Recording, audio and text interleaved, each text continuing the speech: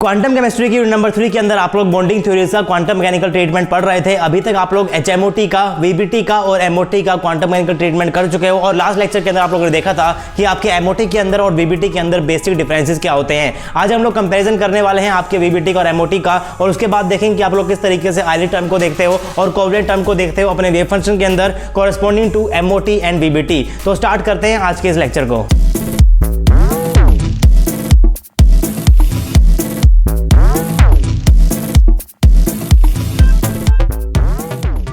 Hey guys, this is RJ and welcome to RJ Academy. So this is lecture number 14 of quantum chemistry unit number 3. I hope कि आप लोगों ने quantum chemistry को बिल्कुल starting से follow किया है, सारी की सारी बेसिक बातें आपको याद है और आप लोग अपने नोट्स को साथ साथ बना रहे हो और बार बार आप लोग उसको रिवाइज कर रहे हो। अगर आपको सारी की सारी बेसिक बातें याद है तो आपको आज की क्लास बहुत इंटरेस्टिंग लगने वाली है। आज हम लोग करने वाले हैं comparison of wave function of MOT and VBT by taking 2 atom 2 electron into consideration. लेकिन कंपैरिजन आप लोग तब कर पाओगे जब आपको वेव फंक्शन लिखना आता होगा according to MOT and VBT, जो मैंने कवर किया है प्रीवियस लेक्चर्स के अंदर। तो प्रीवियस लेक्चर्स देखना बहुत इंपॉर्टेंट है। अगर आप लोग फर्स्ट टाइम चैनल के ऊपर आए हो तो चैनल को सब्सक्राइब कर लो। सब्सक्राइब करने के साथ साथ आपको नोटिफिकेशन बेल आइकन को भी प्रेस करना है ताकि नोटिफिकेशन भी आप तक टाइमली पहुंचते रहे। तो स्टार्ट करते हैं हम लोग अपनी आज की क्लास को। प्रीवियस लेक्चर देख लेना, अगर नहीं देखे हैं तो आप लोग डिस्क्रिप्शन बॉक्स में जा सकते हो या फिर आप लोग यूट्यूब चैनल के ऊपर जाते हो आज एकेडमी के, वहां पर जाकर आपको प्ले सेक्शन के अंदर क्वांटम केमिस्ट्री की अलग से पेज देखने को मिल जाएगी। स्टार्टिंग से ऑन कर लो, सब कुछ आपको समझ में आएगा। बिल्कुल बेसिक से मैंने आपको हर छोटी छोटी बातें बताई हुई है और यहां मैंने लिखा हुआ है that the comparison of wave function of MOT and VBT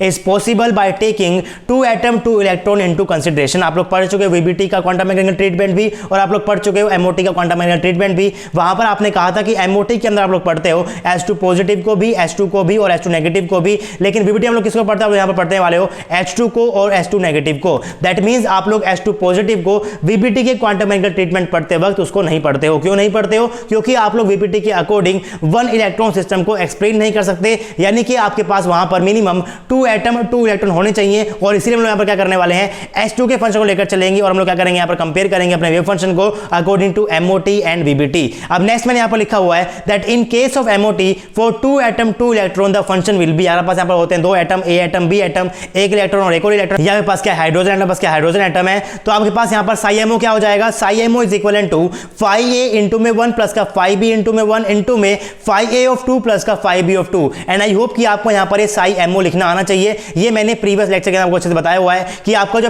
पहला इलेक्ट्रॉन कहां पर होने वाला है वो ए के ऊपर होगा और बी के ऊपर भी होगा, और आपके पास जो दूसरा इलेक्ट्रॉन कहां पर होने वाला है वो ए के ऊपर होगा और बी के ऊपर भी होगा। यानी कि आपके पास यहां पर जितने भी इलेक्ट्रॉन होते हैं ये आपके पास एक टाइम के ऊपर आपके सारे के सारे एटॉमिक ऑर्बिटल के ऊपर हो सकते हैं। उसके बाद मैंने यहां पर कुछ नहीं किया हुआ, मैंने यहां पर इसको मल्टीप्लाई किया है इसके साथ, मैंने यहां पर इसको मल्टीप्लाई किया है इसके साथ, फिर मैंने इसको मल्टीप्लाई किया है इसके साथ, फिर मैंने इसको मल्टीप्लाई किया है इसके साथ। आपके पास यहां पर क्या आ जाएंगी, यहां पर आने वाली है 4 टर्म, और यहीं पर ही आप लोग इंट्रोड्यूस करने वाले हो कि आपके पास कोवलेंट टर्म क्या होती है और आयनिक टर्म क्या होती है। मैंने यहां पर लिखा हुआ है कि आपके पास यहां पर ये वाली टर्म और यहां पास यहां पर क्या होती है आयनिक टर्म, या पास क्या होती है कोवलेंट टर्म होती है। लेकिन इनको समझना बहुत इंपॉर्टेंट है, तो उनको समझने के लिए मैंने यहां पर लिखा हुआ है नीचे एक बॉन्ड HCl का। तो HCl के अंदर आपके पास यहां पर जो बॉन्ड है, इस बॉन्ड की जगह मैं यहां पर क्या ला सकता हूं, 2 इलेक्ट्रॉन ला सकता हूं। मैंने यहां पर क्या लिख दिया, फर्स्ट इलेक्ट्रॉन, मैंने क्या लिख दिया, सेकंड इलेक्ट्रॉन लिख दिया। तो अगर आपके पास फर्स्ट इलेक्ट्रॉन भी और सेकंड इलेक्ट्रॉन भी अगर सिर्फ और सिर्फ एक ही एटम के ऊपर होंगे तो आप लोग उसको क्या बोलते हो, आयनिक बॉन्ड बोलते हो। उसको क्या बोलते हो, आयनिक टर्म बोलते हो। जब हम लोगों ने स्टार्टिंग में पढ़ा था कोवलेंट बॉन्ड क्या होता है, आयनिक बॉन्ड क्या होता है, हमने कहा था कि कोवलेंट बॉन्ड आपका फॉर्म होता है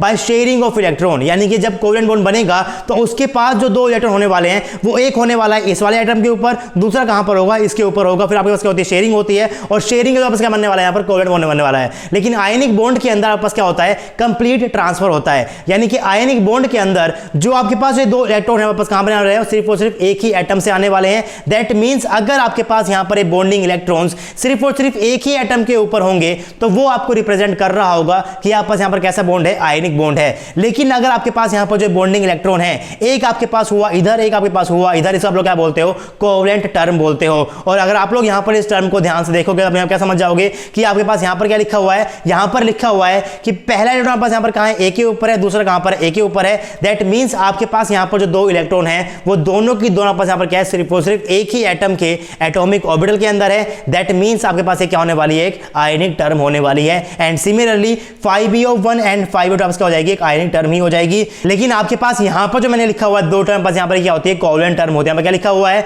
5AO1 and 5BO2, that means जो फर्स्ट इलेक्ट्रॉन वो कहां पर है, ए के ऊपर है, दूसरा कहां पर है, बी के ऊपर है। और अगर आपके पास बॉन्डिंग इलेक्ट्रॉन्स के अंदर से, बॉन्डिंग पेयर के अंदर से एक इसके ऊपर होता है, दूसरा इसके ऊपर, मैं क्या बोलता हूं, एक कोवेलेंट टर्म बोलता हूं। तो आई होप कि आपको समझ में आ गया होगा कि किस तरीके से मैं यहां पर इसको और इसको क्या बोल रहा हूं, आयनिक टर्म बोल रहा हूं, और मैं किस तरीके से इसको क्या बोल रहा हूं, कोवेलेंट टर्म बोल रहा हूं। अब इसके आगे की बात जो बताने वाला हूं आपको, वो सारी की सारी बातें मैंने आगे जाकर नोट्स के अंदर लिखा हुआ है। लेकिन पहले आप लोग यहां पर समझ जाओ कि आखिर मैं आपको यहां पर क्या बता रहा हूं। तो मैंने यहां पर लिखा हुआ था HCl का बॉन्ड, मैंने यहां पर लिखा हुआ है H का बॉन्ड और Cl का बॉन्ड। यहां पर क्या होते हैं, दो इलेक्ट्रॉन होते हैं, मैंने यहां पर इसको लिख दिया फर्स्ट इलेक्ट्रॉन, मैंने सेकंड इलेक्ट्रॉन। और अगर आपका फर्स्ट और सेकंड इलेक्ट्रॉन सिर्फ और सिर्फ एक ही एटम के ऊपर होगा, तो मैं क्या बोलता हूं, इसको मैं बोलता हूं आयनिक कैरेक्टर। पास क्या हो जाएगा, ए एटम, मेरे पास क्या हो जाएगा, बी एटम। तो आप समझ सकते बन जाएगा 5BO1 और 5BO2, आपका फर्स्ट इलेक्ट्रॉन भी और सेकंड एटम कहां पर है, आपके पास बी एटम के ऊपर है। अब अकॉर्डिंग टू MOT आपने देखा है कि जब आपने MOT के फंक्शन को एक्सपेंड किया है, जब आप लोगों ने MOT के अकॉर्डिंग लिखा है अपने BMO को, और उसके बाद आपने किया है उसको एक्सपेंड, तो आपके पास यहां पर क्या आ गई है, दो आपके पास आ गई है आयनिक टर्म है, और दो आपके पास क्या आ गई है, कोवेलेंट टर्म आ गई है। यानी कि MOT के अकॉर्डिंग आपके पास जो कैरेक्टर आया H2 का, यह पास कैसा कैरेक्टर है, पास यहां पर इसका होने वाला है 50% आयनिक और 50% होने वाला है कोवेलेंट कैरेक्टर होने वाला है। दैट मींस अगर आप लोग MOT और क्वांटम मैकेनिकल ट्रीटमेंट करोगे और आप लोग पढ़ोगे अपने H2 एटम को, तो आपके पास H2 के पास क्या है, 50% है आयनिक कैरेक्टर, 50% क्या है यहाँ पर कोवेलेंट कैरेक्टर है। अगर कोवेलेंट कैरेक्टर होगा, बस यहाँ पर क्या बनने वाला है, आपके पास बनेंगे H के रेडिकल, जब आपका बॉन्ड टूटेगा, जैसे बॉन्ड टूटा एक इसके पास और एक इसके पास, और आपके पास यहाँ पर क्या होता है 50% होने वाला है आयनिक। दैट मींस आपके पास यहाँ पर क्या हो जाएंगे, दोनों की दोनों एटम्स क्या होने वाले, सिर्फ और सिर्फ एक ही एटम के ऊपर होने वाले हैं। That means according to MOT जब आपके पास यहाँ पर H2 का बॉन्ड टूटेगा, तो उसके बाद चांस होते हैं 50% इसके बनने के, और पास चांस होते हैं 50% इसके बनने के। But in reality H2 dissociate homolytically, यानी कि जब आपका H2 टूटेगा, जब आपके पास यहाँ पर H2 बॉन्ड टूटेगा, तो आपके पास यहाँ पर क्या है, एक आपके पास यहाँ पर क्या है, एक इलेक्ट्रॉन, ये जाएगा इसके पास, ये जाएगा इसके पास, बन जाता है रेडिकल बन जाता है, पास क्या होता है 100% होता है।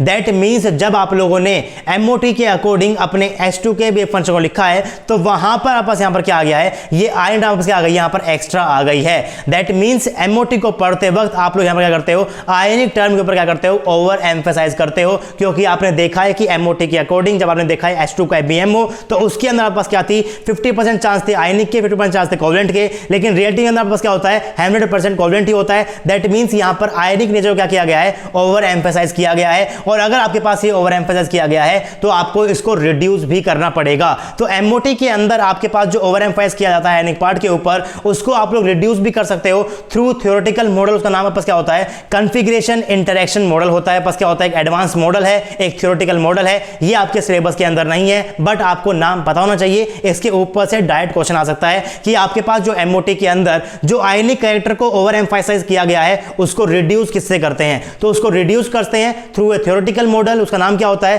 कॉन्फ़िगरेशन इंटरैक्शन मॉडल होता है। तो आई होप कि आपको समझ में आ गया होगा कि MOT के अंदर किस तरीके से मैं आपको बोल रहा हूं कि आपके पास यहां पर क्या है, आयनिक पार्ट के अंदर ओवर एम्फेसाइज किया गया है। अब आगे चलते हैं और देखते हैं कि VBT के अंदर किसके ऊपर ओवर एम्फेसाइज किया जाता है। तो VBT के अकॉर्डिंग आप लोग लिखोगे यहां पर अपने BMO कैसे, तो आप लिखते हो उसको कि फर्स्ट इलेक्ट्रॉन पास यहां पर कहां होने वाला है, A के ऊपर होगा, तो दूसरा कहां पर हो जाएगा, B के ऊपर हो जाएगा। प्लस अगर आपका दूसरा कहां है, A के ऊपर, पहला पास कहां हो जाएगा, B के ऊपर हो जाएगा। तो अकॉर्डिंग टू VBT आप लोग BMO के फंक्शन आप कैसे लिखते हो, इस तरीके लिखते हो। आई होप कि आपको फंक्शन लिखना आता होगा। और इस फंक्शन के अंदर आपके पास सिर्फ और सिर्फ क्या है, कोवेलेंट टर्म ही है। आपके पास यहां पर आयनिक टर्म है ही नहीं। आपके पास यहां पर क्या है, फर्स्ट है A के ऊपर, सेकंड कहां है, B के ऊपर, क्या हो जाएगा, कोवेलेंट टर्म हो जाएगा। और यहां पर क्या है, सेकंड कहां पर है, A के ऊपर, फर्स्ट कहां पर है, B के ऊपर। दैट मींस आपके पास ये भी क्या है, कोवेलेंट टर्म, आपके पास ये भी क्या है, कोवेलेंट टर्म। लेकिन आपको पता है कि आपके पास जो मॉलिक्यूल्स होते हैं वो सारे के सारे कोवेलेंट थोड़ी ना होते हैं। आपके पास वो आयनिक भी हो सकते हैं, बट कंपाउंड में भी ionic. So here we have to introduce ionic character through mathematical model. तो आपके पास जब VBT आप लोग पढ़ते हो, तो उसके अंदर आपके पास आयनिक कैरेक्टर आता ही नहीं है। सिर्फ H2 का आपके पास केस नहीं होता है। आप लोग बाकी मॉलिक्यूल को पढ़ते हो VBT के अकॉर्डिंग भी, तो उसके अंदर भी आपके पास क्या नहीं आने वाला है, आयनिक कैरेक्टर नहीं आएगा। और अगर आपके पास वहां पर आयनिक कैरेक्टर नहीं आता है, तो आपको उसको इंट्रोड्यूस करना पड़ता है। इंट्रोड्यूस आप लोग कैसे करते हो, थ्रू ए मैथमेटिकल मॉडल करते हो। आपके पास क्या बन जाएगा, साई बन जाएगा, साई कोवेलेंट प्लस का लैम्डा इनटू में साई आयनिक। ये आपके पास क्या होता है, ये आपके पास होने वाला है साई VBT। यानी कि आपने VBT के अकॉर्डिंग फंक्शन आपके पास क्या हो जाएगा, कोवेलेंट हो जाएगा, क्योंकि आपके पास यहां पर जो फंक्शन है क्या दिखा रहा है, सिर्फ और सिर्फ 100% कोवेलेंट नेचर को ही दिखा रहा है। तो आपको इसके अंदर डालना पड़ता है साई आयनिक को भी आप डालते हो, प्लस का लैम्डा इनटू में साई आयनिक। अब ये लैम्डा क्या होता है, ये आपको बताया कि इसके अंदर कितना ज्यादा आपके पास आयनिक कैरेक्टर है उसको पढ़ेंगे थोड़ी देर के अंदर ही। पहले हम चलते हैं वापस से अपने एमओटी के ऊपर ही कि आपके पास यहाँ पर जो 4 टर्म आई थी उसके अंदर यहाँ पर कोवलेंट टर्म क्या थी और यहाँ पर आयनिक टर्म क्या थी। तो आपके पास यहाँ पर आ गई थी ये 4 टर्म साई एमओ मैंने यहाँ पर लिखा हुआ है, अकॉर्डिंग टू एमओटी मैंने लिखा हुआ है। या पास यहाँ पर क्या है आयनिक है, पास यहाँ पर क्या है आयनिक है, या पास यहाँ पर क्या हो जाएगी कोवलेंट है, पास क्या हो जाएगी कोवलेंट हो जाएगा, पास क्या आएगा साई AO1 यहाँ पास क्या आएगा साई AO2 ही आएगा। तो यहाँ पास क्या होती है आयनिक, यहाँ पास क्या होती है आयनिक, यहाँ पास क्या हो जाएगी कोवलेंट, यहाँ पास क्या हो जाएगी कोवलेंट हो जाएगी। Out of 4 term in the function 2 terms are ionic and 2 terms are covalent. It means according to the above wave function if H2 molecule dissociate it would give, आपके पास चांस होगा 50% इसका, आपके पास चांस होगा 50% इसका। यहाँ पास क्या है H के रेडिकल, पास क्या है पास H प्लस और H नेगेटिव है कि आप पास यहाँ पर क्या हो जाएगा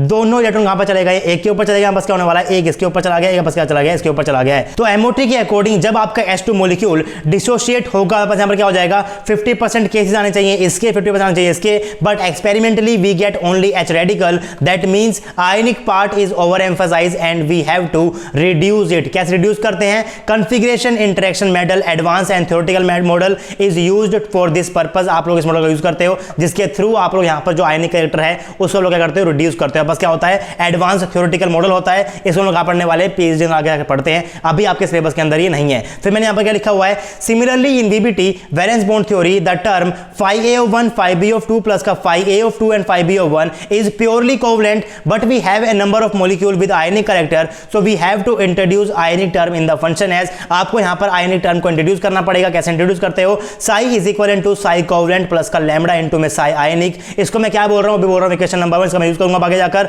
लेकिन बचा क्या बन जाएगा psi is equal to psi covalent plus का लैम्डा इनटू में साई आयनिक। यहाँ पास क्या होता है, यहाँ पास होने वाला है साई वीबीटी, यानी कि वीबीटी के होने पास फंक्शन क्या है उसके अंदर आपको यहाँ पर ऐड करना पड़ता है आयनिक नेचर को। और आपके पास यहाँ पर लैम्डा क्या होता है, लैम्डा आपके पास यहाँ पर पैरामीटर है, it is the parameter that define percentage of ionic character. और किसी भी मॉलिक्यूल के अंदर कितना परसेंट आयनिक कैरेक्टर होता है उसको भी आप लोग कैलकुलेट कर सकते हो। आपके पास फॉर्मूला यहाँ पर लिखा हुआ है, percentage of ionic character is equal to lambda का स्क्वायर अपॉन में 1 प्लस का लैम्डा का स्क्वायर इनटू में 100। ये फॉर्मूला कैसे डिराइव हुआ कुछ भी नहीं करना है आपको, यहाँ पर कुछ नहीं करना है, सिर्फ और सिर्फ इसमें क्या करना है नॉर्मलाइज करना है। तो अगर आपके पास यहाँ पर कुछ भी लिखा हुआ है, मैं यहाँ पर क्या लिख दूंगा, यहाँ पर क्या लिखा हुआ है लैम्डा लिखा हुआ है इनटू में साई आयनिक। तो आपको पता है कि आपके पास यहाँ पर जो होने वाला है साई एमओ, यानी कि अकॉर्डिंग टू वीबीटी आपने यहाँ पर क्या किया है आयनिक टर्म को इंट्रोड्यूस किया है। इंट्रोड्यूस करने के बाद आपके पास यहाँ पर जो बनेगा बीएमओ, यहाँ पास क्या होना चाहिए नॉर्मलाइज होना चाहिए। तो नॉर्मलाइज कैसे करते हो आप लोग यहाँ पर देखने वाले हो कि यहाँ पर कोफिशिएंट क्या है, इनका आप लोग क्या करते हो स्क्वायर करते हो, ऐड करते हो। अगर वो उनके बराबर आ गए तो नॉर्मलाइज है, अगर उनके बराबर नहीं आया तो जिसके बराबर आया है उल्टा करो रूट करो,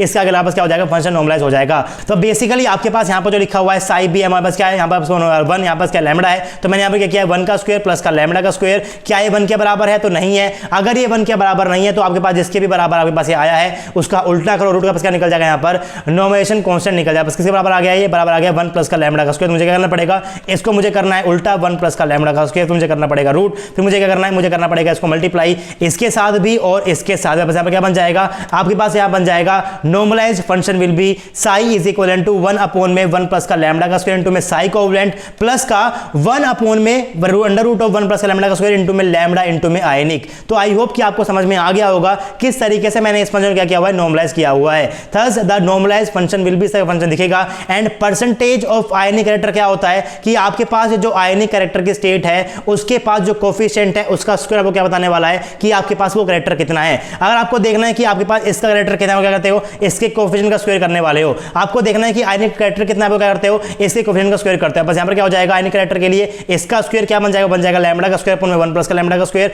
आप लोग देख सकते हो परसेंटेज ऑफ कोवलेंट क्या बन जाएगा पास, इसका स्क्वायर क्या बन जाएगा 1 अपॉन में under root of 1 plus lambda square का स्क्वायर क्या बन जाएगा 1 अपॉन में 1 प्लस का लैम्डा का स्क्वायर। तो आपको पता होना चाहिए किस तरीके से आप लोग किसी भी मॉलिक्यूल के अंदर परसेंटेज ऑफ आयनिक कैरेक्टर निकाल सकते हो और परसेंटेज ऑफ कोवलेंट कैरेक्टर निकाल सकते हो। इसके ऊपर से आपके पास डायरेक्ट क्वेश्चंस आए हुए हैं, क्वेश्चन मैं आपको कराऊंगा नेक्स्ट लेक्चर के अंदर, लेकिन एक क्वेश्चन मैंने यहाँ पर लिखा हुआ है तो इस क्वेश्चन को आप लोग यहाँ पर देख लो। ये क्वेश्चन पूछा गया था गेट 2008 के अंदर। क्वेश्चन क्या था, the wave function of a diatomic molecule has the form psi is equal to 0.89 into में 5 कोवलेंट प्लस का 0.45 इनटू में 5 ionic. The chance that both electron can be found on the same atom out of 100 inspection of the molecule approximately is. आपसे पूछा गया है कि आपके पास चांस क्या है कि आपके पास जो दोनों इलेक्ट्रॉन है बस कहां जाए, वो एक ही एटम के ऊपर आ जाए। दैट मींस क्या निकालना है आपको, यहाँ पर निकालना है चांस ऑफ आयनिक कैरेक्टर। बस यहाँ पर परसेंटेज ऑफ आयनिक कैरेक्टर कितना है। कैसे निकालते हो कि आपके पास जो आयनिक वाली स्टेट है उसके पास कोफिशिएंट क्या लिखा हुआ है उसका स्क्वायर आपको करना है, लेकिन आपको उसका स्क्वायर तब करना है यहाँ पर पूरा फंक्शन क्या होता है आपके पास नॉर्मलाइज होता है। तो पहले आपको चेक करना पड़ेगा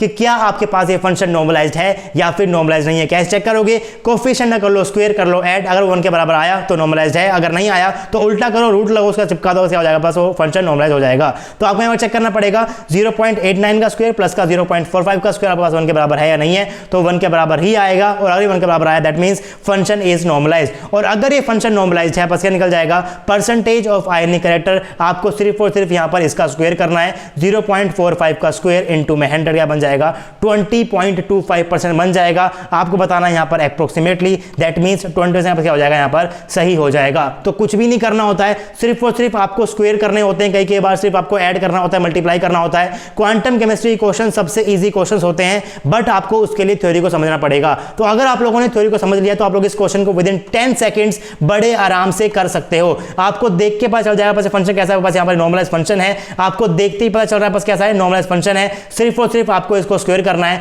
और जनरली आपके पास जो क्वेश्चंस आते हैं उसके अंदर आपको जो फंक्शन गिवन रखेगा वो आपको नॉर्मलाइज ही गिवन रखेगा। बट फिर भी आप लोग सेफ्टी के लिए हमेशा चेक किया करो कि क्या आपके पास फंक्शन नॉर्मलाइज है या फिर नॉर्मलाइज नहीं है। उसके बाद ही आप लोग प्रोबेबिलिटीज के लिए कोफिशिएंट का स्क्वायर करते हो। तो कोफिशिएंट का स्क्वायर करने से पहले आपको हमेशा चेक करना है कि क्या आपका फंक्शन नॉर्मलाइज है या फिर नॉर्मलाइज नहीं है। बट जनरली आपका एग्जाम में क्या कर देगा? फंक्शन को नॉर्मलाइज कर ही देगा। फिर मैंने यहाँ पर कुछ क्वेश्चंस और लिखे हुए हैं। क्वेश्चन नंबर मैंने कैसे लिखा हुआ है? CSIR नेट 2016 का, इसका दिसंबर का क्वेश्चन है, और जून का मैंने लिखा हुआ है नेक्स्ट स्लाइड के ऊपर। तो आपके पास काफी सारे क्वेश्चंस आ चुके हैं CSIR नेट के अंदर इस पर्टिकुलर टॉपिक से। तो प्लीज आप लोग इस टॉपिक को ध्यान से पढ़ना। इन क्वेश्चन को मैं कवर कराने वाला हूं नेक्स्ट लेक्चर्स के अंदर। तो आई होप कि आपको आज लेक्चर पसंद आया होगा, आपको सबको समझ में आ गया होगा। अगर आपको कोई भी डाउट है तो आप लोग नीचे कमेंट बॉक्स में कमेंट कर सकते हो। पर आपको वीडियो अच्छी लगी, वीडियो को लाइक कर सकते हो। चैनल के ऊपर रहे हो, सब्सक्राइब नहीं किया, चैनल को सब्सक्राइब कर लो, और सब्सक्राइब करने के साथ आपको नोटिफिकेशन बेल आइकन को भी प्रेस करना है ताकि नोटिफिकेशन भी आप तक टाइमली पहुंचती रहे। अगर आपको मेरा काम अच्छा लगता है तो आप लोग आरजे एकेडमी के फाइनेंशियल हेल्प भी कर सकते हो। आप लोग हमें गूगल पे कर सकते हो, फोन पे कर सकते हो, फिर हमें पेटीएम कर सकते हो। Any support is highly appreciable guys. आपसे मिलेंगे हम नेक्स्ट टाइम, तब तक के लिए पढ़ते रहिए, पढ़ाते रहिए, खुश रहिए। Thank you very much.